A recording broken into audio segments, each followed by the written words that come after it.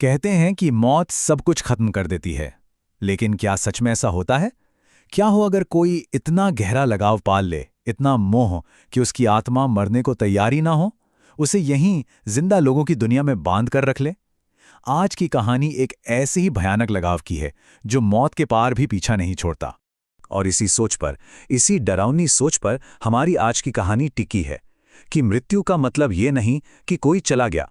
कुछ लोग रुक जाते हैं क्योंकि मोह उन्हें बांध लेता है। तो चलिए कहानी शुरू करते हैं। जगह है देवगढ़, पहाड़ों में बसा एक छोटा सा शांत सा कस्बा।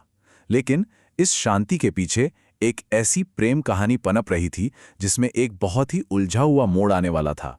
तो इस कहानी में ना 3 लोग हैं जो बिल्कुल सेंटर में हैं। पहले हैं आदित्य मिश्रा, एक नौजवान जो देवगढ़ में नौकरी करता है। फिर है संजना रावत, एक स्कूल टीचर जिससे आदित्य को बेइंतहा प्यार है।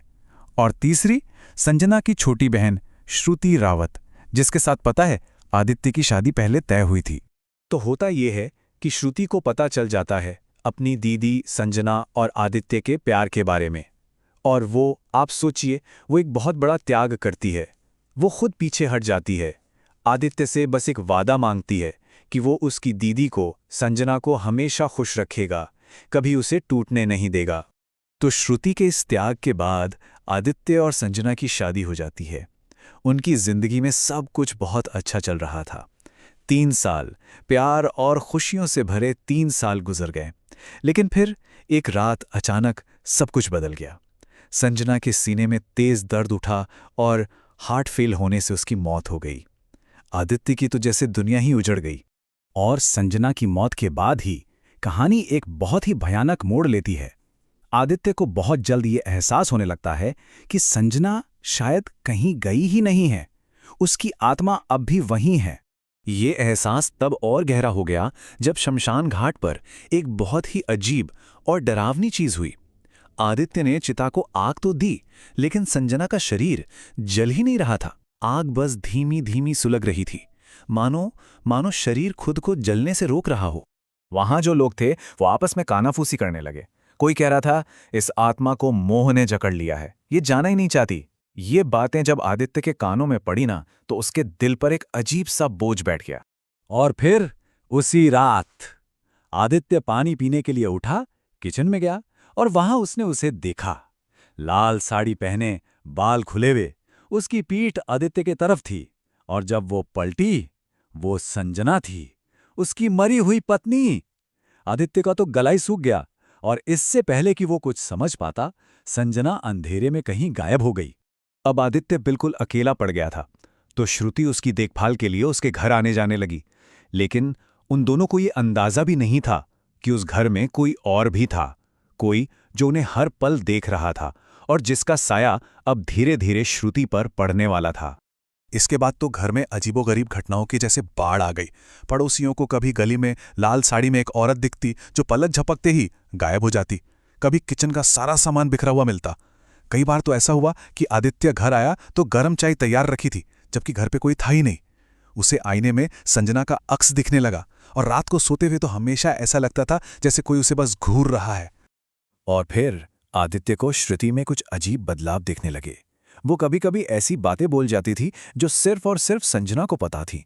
वो संजना वाला ही परफ्यूम लगाने लगी, उसी की तरह चाय बनाने लगी और उसकी मुस्कान, वो भी हूबहू संजना जैसी हो गई थी। एकदम साफ था, संजना की आत्मा धीरे धीरे श्रुति के शरीर पर कब्जा कर रही थी। एक दिन आदित्य ने हिम्मत जुटा ही ली। उसने श्रुति से सीधे पूछ लिया, संजना, ये तुम हो ना? और तब श्रुति के शरीर से जो आवाज आई वो श्रुति की नहीं थी। उसने कहा, मैं कहीं नहीं गई थी आदित्य, अब ये शरीर मेरा है और तुम भी मेरे हो।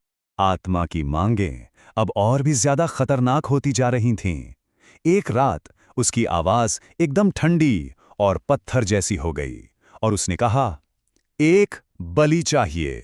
अब आदित्य को समझ आ चुका था, ये मोहब्बत नहीं थी, ये पागलपन था।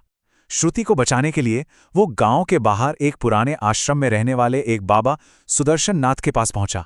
बाबा सुदर्शन नाथ एक ऐसे तांत्रिक थे जिनके बारे में मशहूर था कि उन्होंने कई खतरनाक और भटकी हुई आत्माओं को मुक्ति दिलाई है। लेकिन उनके तरीके आसान नहीं थे, हमेशा जान का खतरा बना रहता था।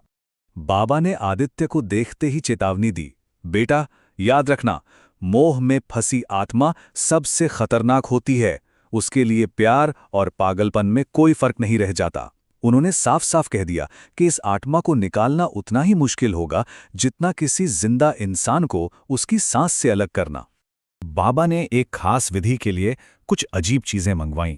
शमशान घाट से लाई हुई राख, पीपल के पेड़ की एक सूखी टहनी, काले तिल, एक विधवा के हाथ से बंधा हुआ लाल धागा और सबसे जरूरी, संजना की चिता वाली जगह से एक मुट्ठी मिट्टी।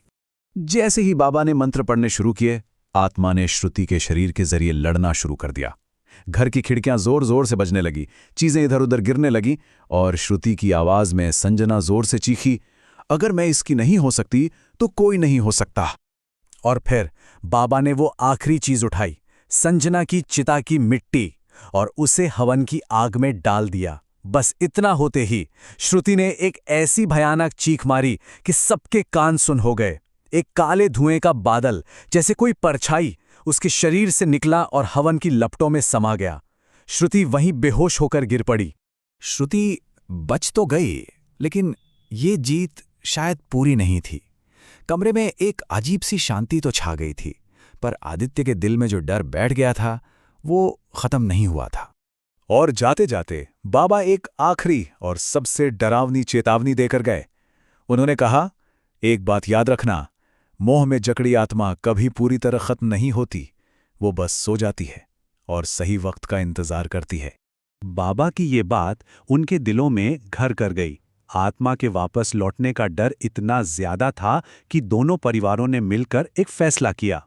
उन्होंने उस घर को हमेशा हमेशा के लिए छोड़ देने का फैसला किया, इस उम्मीद में कि शायद वो उस साए से दूर जा पाएंगे।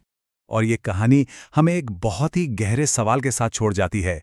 क्या सच में मोह प्यार से भी ज्यादा शक्तिशाली हो सकता है? क्या किसी का लगाव इतना गहरा हो सकता है कि वो मौत की सारी सरहदों को तोड़ दे?